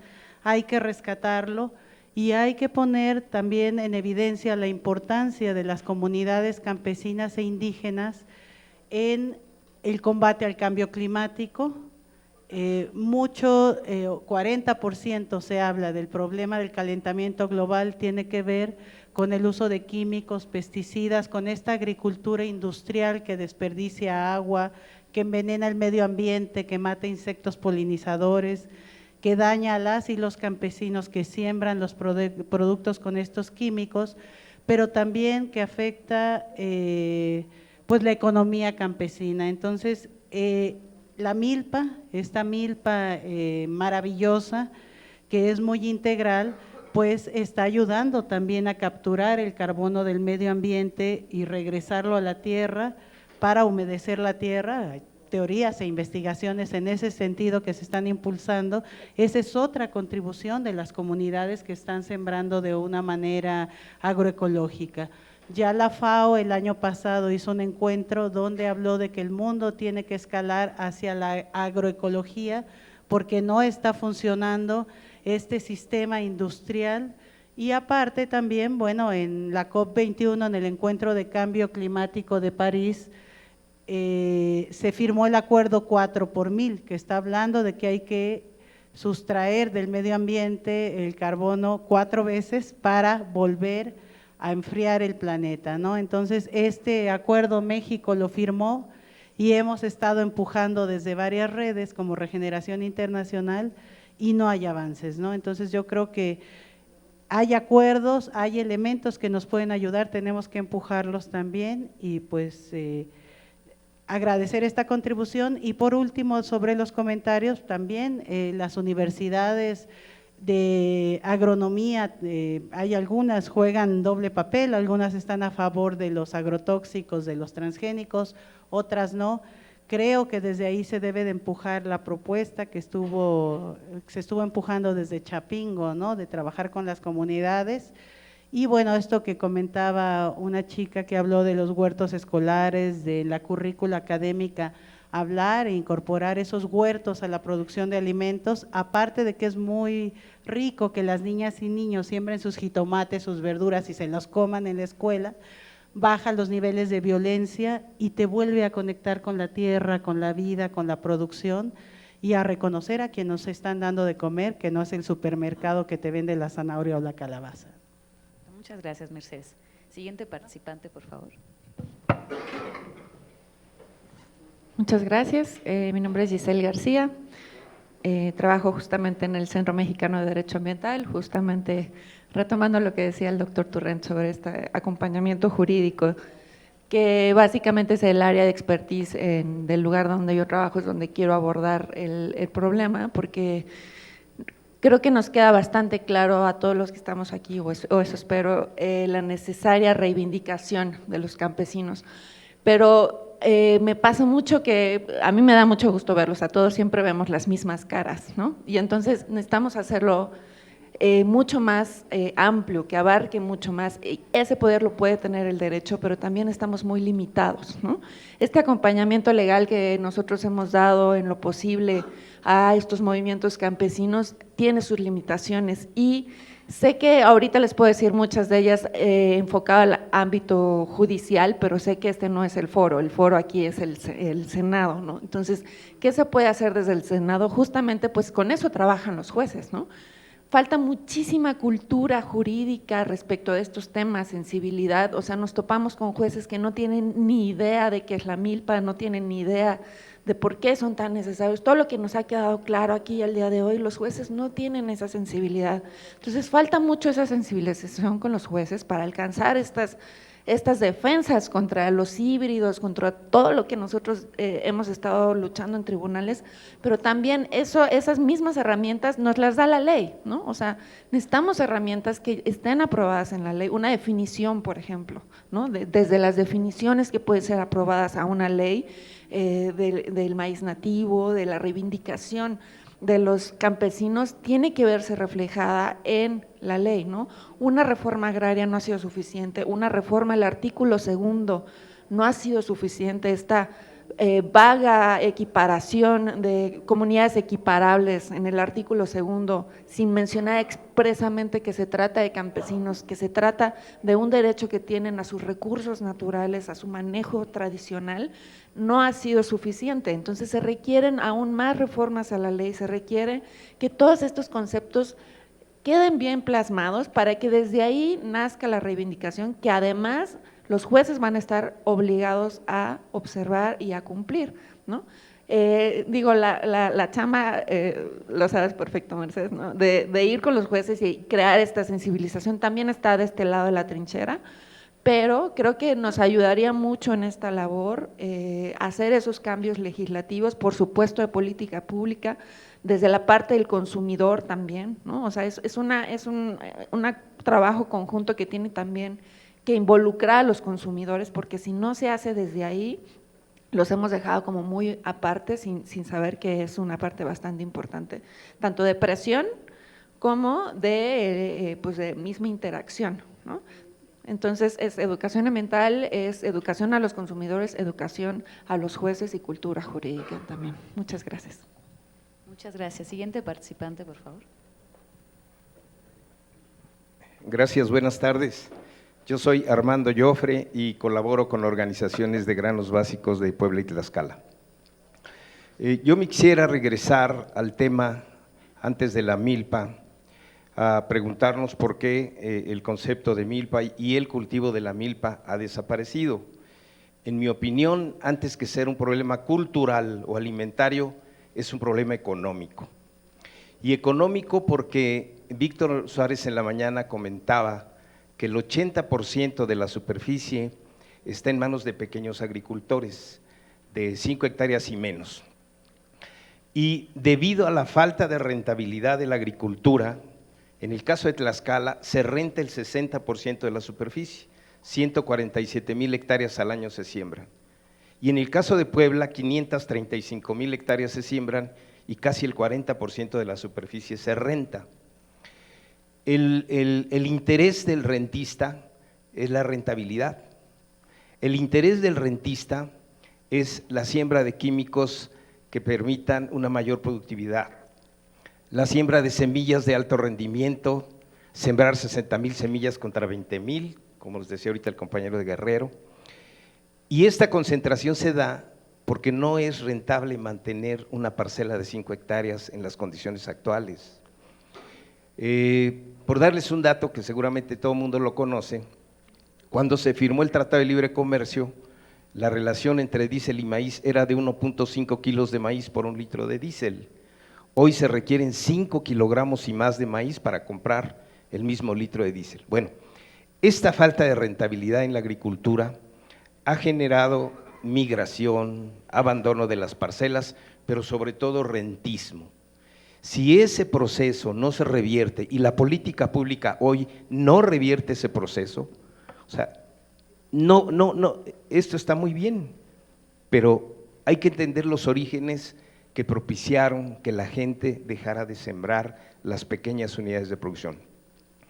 Y por otro lado está el ver que las 4 o 5 hectáreas que tiene un productor no solamente se pueden sembrar de maíz, es multifactorial la posibilidad de posibilidades que puede tener un productor de 5 hectáreas, no solo pensar en sembrar maíz, hay otras actividades productivas dentro de esa parcela que le pueden generar ingresos y puede hacer rentable la producción en pequeñas parcelas. En mi opinión, no hay una política pública que revierta este proceso de rentismo y si eso no se resuelve, el sueño de regresar a la milpa va a ser una ilusión. Gracias. Ok, siguiente participante. Buenas tardes, yo soy Margarita Tadeo Robledo, soy profesora de carrera titular de la UNAM. Bueno, yo agradezco la invitación de la senadora a este tipo de eventos porque yo quiero poner sobre la mesa dos cuestiones muy puntuales, porque ya veo que la fila es bastante larga. Y una de ellas es que está puesta en la Cámara de Diputados la Ley Federal de Variedades Vegetales que nos cambia a OPOV 91. Esa ley fue presentada por un diputado de Morena y promovida desde la SADER, ¿sí? Entonces, es muy importante que cuando estamos hablando de proteger a nuestro maíz, tengamos muy en mente todo el marco legal alrededor, porque si no podemos, como decía alguien por aquí, somos y ya nos conocemos y somos caras conocidas y estamos dispuestos a defender nuestros maíces nativos en cualquier trinchera, pero si no estamos ahí vigilando qué está pasando en la Cámara de Senadores, en la Cámara de Diputados, con las leyes que les va a abrir la puerta a los transgénicos, pues estamos fuera de esa defensa, ¿sí? El presidente de la República está diciendo que no se va a permitir la siembra de variedades transgénicas de maíz. Sin embargo, ya está firmado el TEMEC por México, falta que lo ratifique Canadá y lo ratifique Estados Unidos, y en cuanto ellos ratifiquen, nosotros automáticamente cambiamos a OPOV 91 y por lo tanto le abrimos la puerta a las variedades transgénicas. Y podemos hacer manifestaciones, y podemos hacer reuniones, y podemos degustar tortilla, y estar completamente comprometidos con esto, pero desde estos recintos en el que hoy nos está convocando, se está abriendo la puerta. ¿Cómo sería? Y yo sé que la senadora Ana Lilia es una defensora férrea de todo esto, pero estoy enterada de que es sumamente complicado el evitar que pasemos a OPOV 91. Ahora, la Ley Federal de Variedades Vegetales está promovida desde el SNICS y desde la SADER. O sea, desde nosotros, si nos asumimos que estamos todos defendiendo a nuestro maíz nativo. Lo primero que tendríamos que parar, antes siquiera que los dos países ratifiquen TEMEC, es detener la Ley Federal de Variedades Vegetales, y eso se tiene que detener en la Cámara de Diputados. Y si ahí la pasan, tendrá que detenerse en la Cámara de Senadores. Ahora, ¿cómo hacer para detenerla? Lo primero que tenemos es que estar informados. Y yo estoy completamente de acuerdo con todos los que me antecedieron en todas las acciones que podríamos tomar para defender a nuestro maíz, pero si no ponemos atención a estos aspectos, pues lo demás sale sobrando. ¿Sí? Muchas gracias. Siguiente participante, por favor.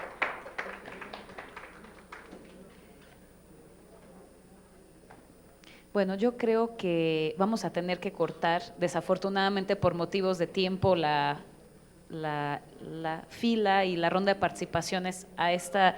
¿Cuál es tu nombre, perdón? Mercedes, mira, una tocaya tuya. Con Mercedes, porque nos espera un acto muy bonito ahí arriba de la senadora Jesusa Rodríguez. De tanto que hemos hablado del maíz ya nos dio hambre, pero bueno, quisiéramos cerrar la dinámica con Mercedes y después una última ronda de intervenciones, por favor. Buenas tardes, mi nombre es Karen Quiroz, soy estudiante de Ingeniería Ambiental del Tecnológico Nacional de México. Bueno, hace poco se nos dio la oportunidad de visitar el estado de Veracruz. Conversamos con varios campesinos, varios pobladores de este estado. Nos han comentado que precisamente en cuanto a la producción del maíz nativo y también de la planta de la vainilla, ha habido un problema muy grande gracias a las sequías. Estas sequías aproximadamente han sido entre 4 y 6 meses. Entonces, sabemos que este problema no solamente abarca este estado, sino a otros estados. Y bueno, aquí mi pregunta más que nada es que si el gobierno ha pensado en dar algún tipo de apoyo a estos campesinos, sobre todo porque son poblaciones muy pequeñas. Entonces, si existirá algún apoyo o ley que pueda beneficiar precisamente a la producción de este maíz, ya que pues la situación sí es un poco grave. Nos comentan que la situación hasta con los suelos, precisamente por la sequía, pues es una situación muy grave, sobre todo porque ellos quieren mantener lo que es la producción del maíz nativo. Y bueno, retomando nuevamente lo de las nuevas tecnologías, si existirá también algún tipo de apoyo en donde éstas se puedan aplicar para que no exista pues un problema todavía más grande, no solamente en el maíz, sino otros tipos de producciones, y que éstas se puedan aplicar precisamente para no poder, pues continuar con este problema de las sequías. Muchas gracias. Estamos escuchando varias conversaciones paralelas que están sucediendo. Las conversaciones paralelas son muy bienvenidas, nada más les pediríamos que las lleven a cabo allá afuera para que no nos inunde los murmullos mientras hacemos la conversación acá al centro, por favor. Gracias. Bueno, buenas tardes, muchas gracias, senadora. Soy Rafael Mier, director de Fundación Tortilla, y yo quiero aquí hablar también de la importancia de la presencia de la Secretaría de Economía y Salud, que desafortunadamente no están aquí. Hemos hablado mucho acerca de la producción de la biodiversidad, pero desafortunadamente, a partir de malas políticas públicas y de una deficiente regulación, estamos perdiendo el consumo del maíz. Se ha caído casi 40% el consumo de tortilla y hemos permitido que se deteriore gravemente la calidad de la misma. Actualmente estamos impulsando una iniciativa, se presentó una carta a los secretarios de Salud y Economía, quienes son los responsables de la norma 187 que regula la tortilla en nuestro país. Creemos de vital importancia que se hagan cambios para que haya un mercado justo en tortilla. La tortilla está totalmente generalizada y en la norma se habla de que todo se puede llamar tortilla, cualquier ingrediente puede estar dentro de nuestra tortilla. Tenemos un enorme listado de aditivos químicos que se pueden integrar en la tortilla y seguir comercializándola, ¿no? Entonces, y al igual que la tortilla, tenemos a todos los alimentos procesados de maíz sin una regulación. Tal es el caso de tamales, tenemos muchas empresas que están empacando los tamales en bolsa de plástico y se les permite que se llamen tamal, y así podríamos seguir con el tema del pozole, podríamos hablar de la regulación que cambió la definición de nixtamalización. Muchas de las industrias ya no están nixtamalizando y por un cambio a la norma se permitió que se ampliara nuevos procesos y se denominaran como nixtamalizados. Entonces, bueno, pedirles que se sumen, decirles que hoy en la tarde se va a llevar a cabo una reunión en la Secretaría de Economía, ya también con la Secretaría de Salud, pero necesitamos el apoyo de colectivos, de académicos, de instituciones, para que logremos una regulación clara y justa para nuestra tortilla y otros alimentos. Muchas gracias. Gracias. Hola, gracias a todos y todas. Yo soy Alicia Mastreta, catedrática CONACYT en la Conavio, y quiero aquí hablarles de dos investigaciones que estamos empujando desde Conavio y que están, pues, ahora sí que recién salidas del comal. La primera es la continuación del proyecto del trabajo que mencionó el doctor Sarucán, y antes de decirles los resultados, quiero hacer un pequeño experimento. ¿Quiénes aquí creen que los y las campesinas producen maíz para autoconsumo? Así levanten la mano. Para autoconsumo, producen maíz para autoconsumo. Ahora, ¿quiénes creen que solo para autoconsumo? ¿Solo para autoconsumo? Pues muy bien, sí conocen México. Porque el resultado de los análisis que tenemos es que sí, ciertamente hay quienes sí producen solamente para autoconsumo, pero lo que hicimos de nuevo con datos oficiales a nivel nacional, tomando los municipios como unidad, fue ver la cantidad de maíz que se produce por lo que creemos que es agricultura campesina y la cantidad de gente involucrada en la producción, las unidades familiares, y lo que encontramos es que sobra maíz. ¿Y eso qué quiere decir? Quiere decir que hay otras personas que se están comiendo ese maíz, evidentemente. ¿Y quiénes son esas personas? Pues creemos que son el resto de la población, principalmente rural, que no está directamente involucrada en la población de maíz, pero que sí está involucrada en consumirlo. Y estos consumidores y consumidoras son invisibles y son parte de un mercado invisible que se nos olvida que existe porque no se ve, porque no está en Wall Street, pero que creemos que es vital para estar impulsando el que la gente desee producir maíz y que sea una actividad que sea pues, económicamente redituable también. Entonces, bueno, yo quería traer este tema aquí, es un artículo científico que actualmente está en revisión, pero que en cuanto esté publicado vamos también a traducirlo tanto al español como a un artículo parecido al de este país para que puedan verlo. y consideramos varias variables en torno a las que influyen positiva o negativamente en esta producción campesina de maíz, y una de las que a mí me parecen muy serias, que afectan negativamente, por lo menos con los datos del 2010, que es cuando hicimos los datos que tomamos para hacer el estudio, son las tiendas de Iconsa, ¿no? Porque entonces estamos diciendo que se está, a través de una política pública, metiendo un maíz externo, otro tipo de maíz que compite deslealmente con la producción local de maíz, ¿no? Y por el estilo, en este artículo pues nos ponemos a analizar dónde desde la política pública podría haber intervenciones que favorecieran que siga ocurriendo lo que ya ocurre y que esto se haga de una manera que sea mejor para quienes lo están produciendo. Entonces, esa es la primera investigación que estamos impulsando desde Conavio y que creo que será del interés para ustedes. Y el otro es una coincidencia de esas de la vida, justo en el instante que el compañero de Vicente Guerrero, que ya se me perdió, estaba hablando, allá está, del maíz híbrido. En ese momento, una estudiante de doctorado, Idalia Rojas, me comentó que se acaba de aceptar su artículo en una revista científica muy importante, donde ella lo que analiza es el flujo génico, es decir, el paso de información genética entre el maíz híbrido y las variedades nativas en 7 razas. Ella lo comprobó con análisis genéticos bastante sofisticados, tomando un muestreo de maíces previos a los 60, de los 60 a los 80 y luego de los 80 para acá, y con parientes silvestres, teocintles. Entonces, bueno, esta investigación creo que puede ahondar a esta conversación en torno a los maíces híbridos y los nativos, porque efectivamente las amenazas no son solamente los transgénicos, también están ahí los híbridos que tienen un impacto que hay que comenzar a entender y medir, y creo que este artículo de la estudiante Idalia Rojas puede ser una aportación importante que les quería comentar a todos. Muchas gracias. Muchas gracias. Y por último, pero no menos importante, Mercedes, por favor. Gracias, buenas tardes. Mi nombre es Mercedes Ahumada y yo soy coordinadora del Polo de Gastronomía de los mexicanos en el exterior en París. Yo vengo a dar mi testimonio más que nada y vengo también a expresarles o a compartirles la experiencia que tenemos desde el extranjero, ¿no? Hoy actualmente los maíces nativos, como todos lo sabemos, entonces están en peligro. Y ahorita está sucediendo un fenómeno muy importante en Europa, en donde ellos están haciendo estudios de aclimataciones de nuestros maíces nativos. ¿Qué va a suceder?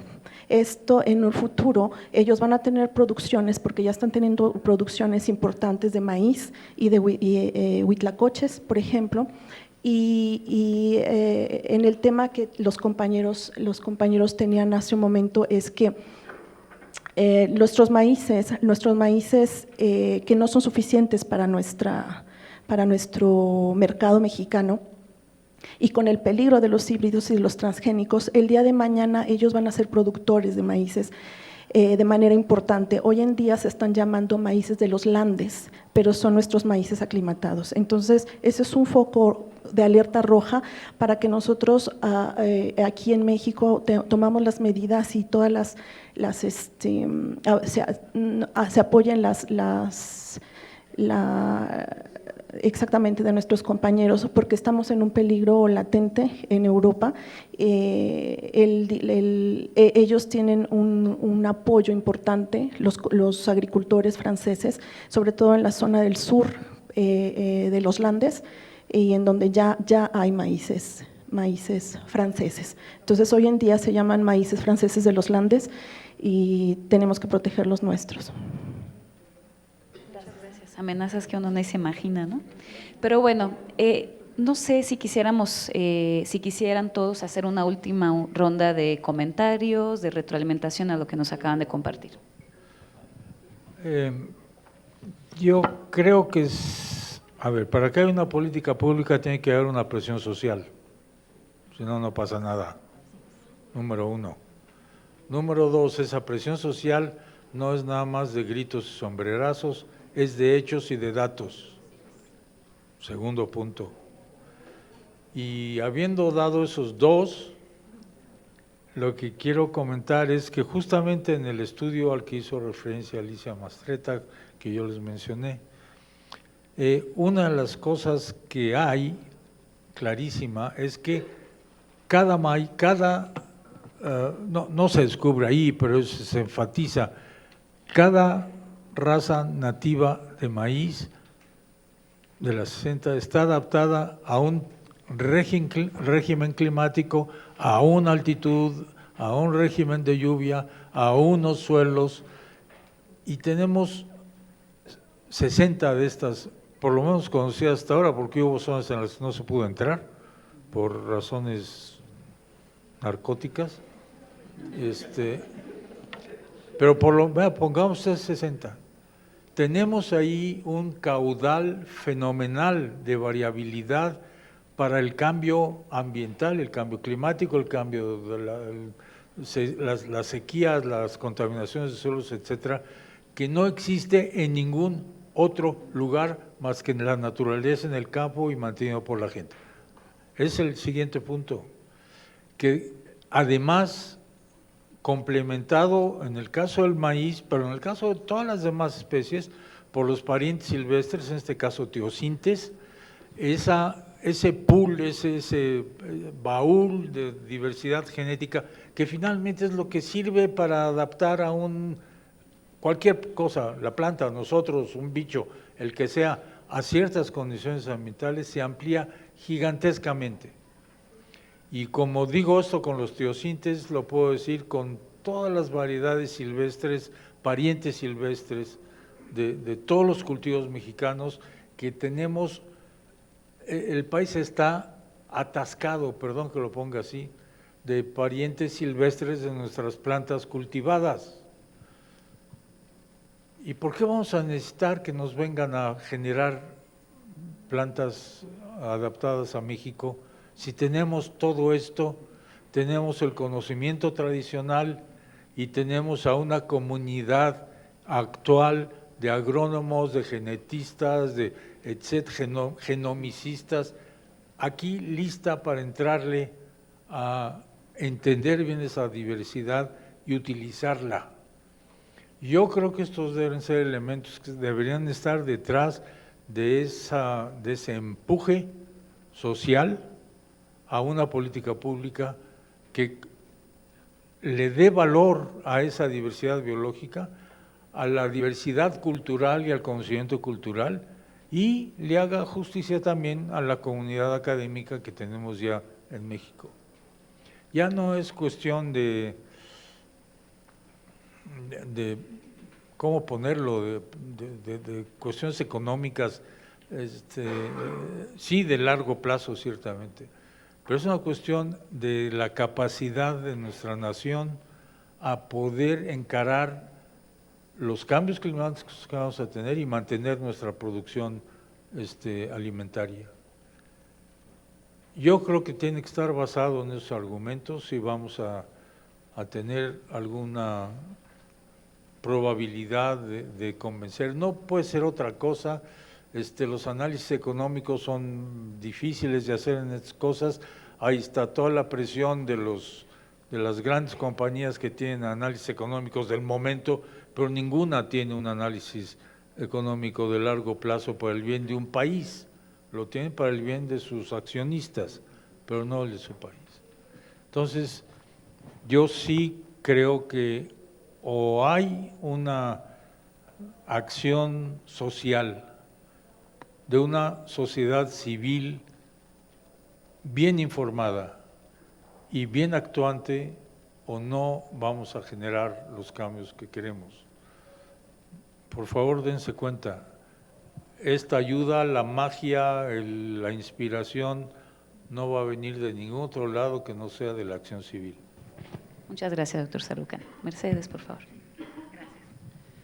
Y otro elemento que yo añadiría es la acción campesina. Creo que es fundamental valorar el trabajo que se está haciendo, un pago justo también. En el campo ya es muy común que las y los jóvenes no quieran trabajar y sus padres o abuelos les dicen, si no estudias te vas al campo.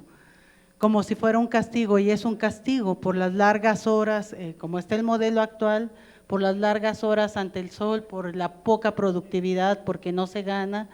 Hay que recuperar ese orgullo, hay que tener pagos justos también, y que las y los jóvenes vuelvan al campo como un orgullo, no se pierda. Ya sabemos que en las comunidades, los ejidos pues están envejeciendo, ya muchos de los ejidatarios que estaban avanzando varios proyectos para las comunidades y la gente joven no entra.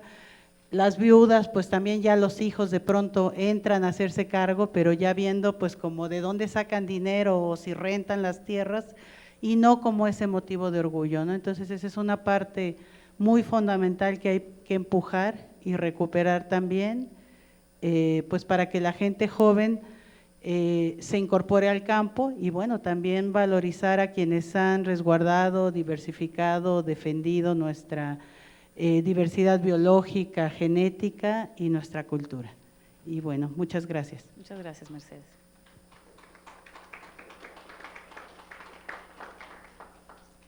Con respecto a la pregunta de lo que mencionó Karina, de lo que está ocurriendo en lo que observó en Veracruz, que una sequía de 4 o 6 meses,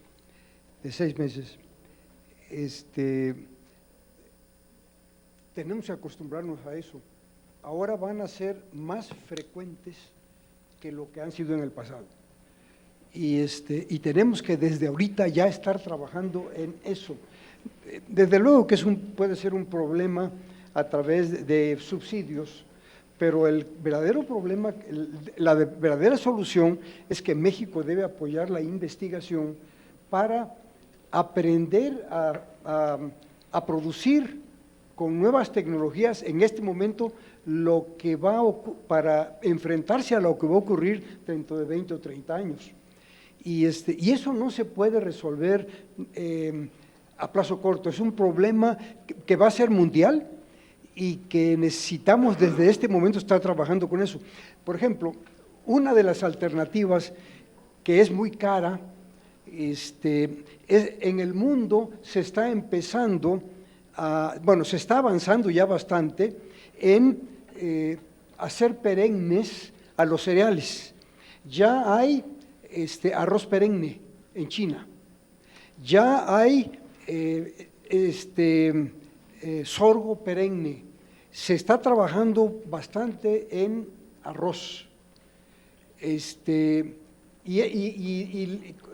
hay que hacer cruzamientos complejos, y eso no es sencillo, no se puede resolver en una sola institución de un año para otro. Eso es algo que se debe de iniciar ya, y el país tiene que estar dispuesto a invertir para ese problema. En el caso del maíz, nosotros aquí en México tenemos el teocintle silvestre, que es perenne y que se cruza perfectamente bien con el maíz, porque son el mismo número de cromosomas.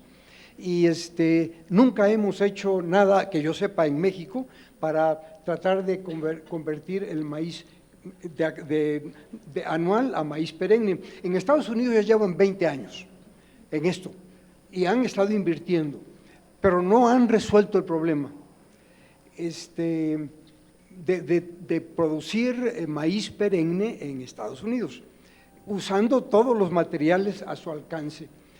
Pero resulta que tanto el maíz como ese teocintle son nativos de esta parte.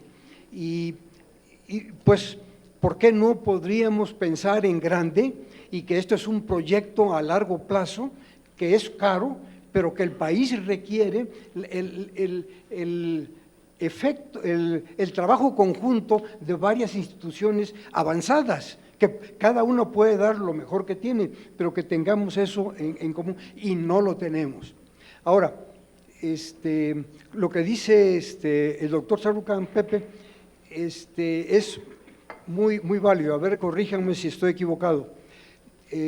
Ya ha habido en México sequías severas, como una vez estuvimos aquí 5 años sin que lloviera en el altiplano, y todo eso causó una serie de problemas. Parece que era posible comprar a un esclavo con el equivalente a 40 kilos de maíz.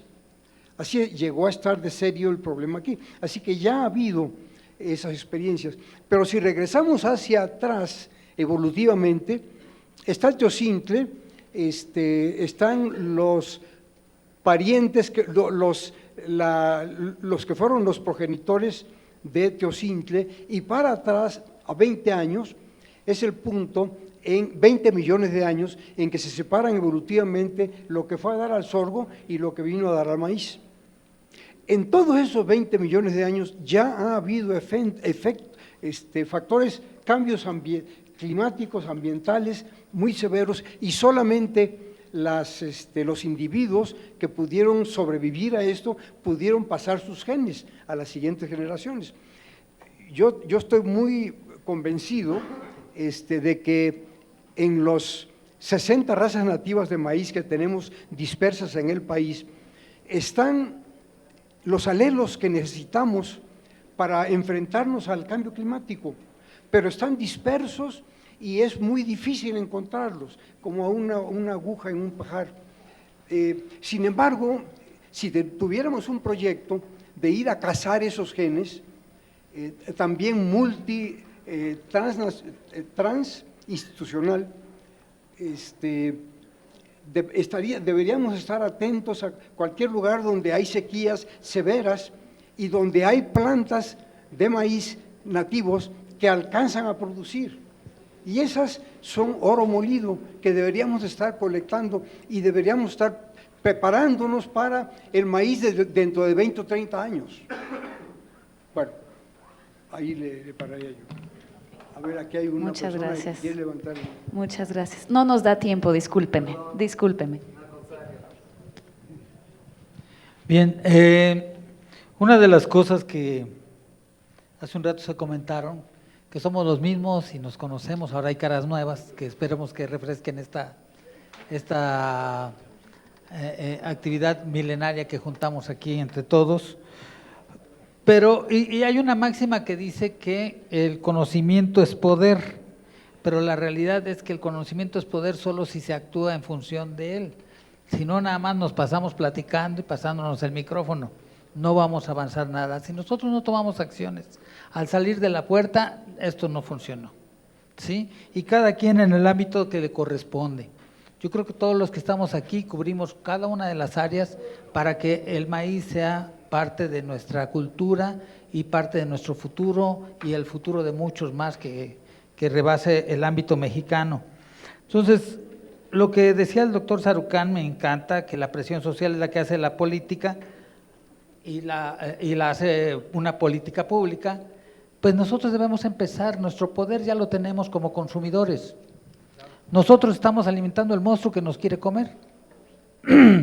Y tenemos miedo, luego nos dicen, es que la industria alimentaria, ¿cuántos empleos produce? ¿Cuánto aporta al Producto Interno Bruto? Todas esas cosas que nosotros no lo vemos en nuestra bolsa. Sí, nosotros lo que vemos en nuestra bolsa es lo que vamos a comprar al mercado, al tianguis, y nosotros tenemos que hacer valer todo esto. Una de las cosas que nosotros estamos queriendo que se haga es el consumo de productos locales.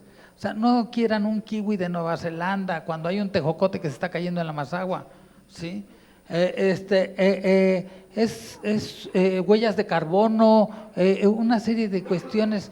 Les han dado un valor social a los alimentos no tradicionales, que la gente anda feliz con un envase de Starbucks, ¿sí? Que lo rellenan con el café del Oxxo, pero es una cuestión de valor social a cuestiones que van por arriba de nuestra cultura, ¿sí? Nosotros debemos de regresar a la parte tradicional, lo que decían de volver a tener el maíz y el frijol como la variedad que nos hace ricos, no la que nos ve como pobres. Entonces, esa es una de las primeras cosas que nosotros debemos actuar. Ya lo podemos hacer ahorita que estemos aquí arriba, vamos a poder degustar y ver y hacer y tomar acciones personales. Pequeñas cosas hacen grandes cambios. No hay una revolución si no hay un cambio cultural. Si nosotros seguimos haciendo lo mismo, ya lo dijo Einstein, vamos a seguir teniendo lo mismo. Solo un loco cree que haciendo lo mismo va a tener resultados diferentes. ¿sí? Entonces tenemos que cambiar sustancialmente. Ese es uno de los puntos. Y de verdad, ya debemos empezar a cambiar, y cambiar cada uno de nosotros al salir de la puerta. Somos diferentes ahorita, vamos a cambiar y hacer en nuestra casa, en nosotros mismos, pequeños cambios. Miren, yo regresé a la felicidad de comprar al señor de la tienda, a comprar el de la verdulería. Ya me dice cuándo llegan las frutas frescas, las verduras frescas. Espéreme, no agarre ese queso, aquí llegó el de hoy, el que trae el señor del rancho.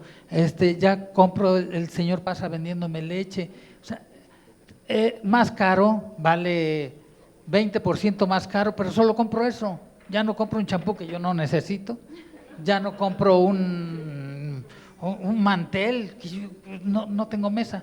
Entonces, ese es el punto. Parece que gastamos más, pero en realidad el que hace el inventario es el de la tienda, y nosotros solo somos el consumidor de pequeñas fracciones y de preferencia de alimentos locales. Y ya debemos empezar, de verdad. Hoy me voy muy rico de conocimientos, no sabía tantas cosas del maíz, y pues a través del Instituto de Nutrición y las actividades que nosotros hacemos, estaremos fortaleciendo más. Tenemos un trabajo en La Mazagua, en Villa Victoria, San José del Rincón, con jóvenes construyendo el futuro, donde el dinero que ellos reciben es el que hacen su proyecto productivo. Estamos produciendo huevo con gallinas con pastoreo libre, respetando la biología del suelo, control biológico de plagas, lubricultura, pues algunos viveros también perdemos ahí algunas cosas, ¿no? Pero tratamos de que en las reuniones que tenemos hay intercambio de productos. Unos cambian su jitomate por huevos, otros por lechugas, por todo esto. Entonces, cuando quieran, ahí estamos. La Secretaría del Trabajo va a hacer una filmación del trabajo que hacemos nosotros para que se divulguen otros 40,000 productores que tienen cosas semejantes. Apoyo es por un año. Y queremos hacerlo que ya quede una base de capital humano en las comunidades, y no solo llegue el promotor de X lugar que sí gana dinero a hacer que la gente trabaje de gratis. Ahora el dinero está llegando a las comunidades haciendo el trabajo para ellos mismos. Muchas gracias. Muchas gracias. Bueno, doctor Sarucán, Mercedes, doctor Turrein, doctor Flores, muchísimas gracias. Muchas gracias a todos ustedes que se animaron a participar de esta dinámica. Creo que todos lo hicieron muy bien, respetaron las reglas y gracias a esto funcionó. Yo creo que salió muy bonito. Y bueno, a la senadora Rivera, muchísimas gracias por abrirnos la puerta, tanto al Frente Parlamentario como a todas las personas que luchan por el maíz y por la milpa. Desde FAO, que es donde yo colaboro, nos enorgullece mucho poder formar parte del Frente Parlamentario contra el Hambre e impulsar esta muy importante iniciativa de protección del maíz y de la milpa. 2 avisos parroquiales. Hay una mesa de registro acá afuera, les pedimos que por favor se registren. Vamos a intentar subirla ahí arriba, porque también los queremos invitar al patio donde está la Feria de Productores del Maíz. Y bueno, muchas gracias a todos por su participación y por venir. Desde luego un fuerte aplauso para la maestra Bricia Second, que moderó este diálogo.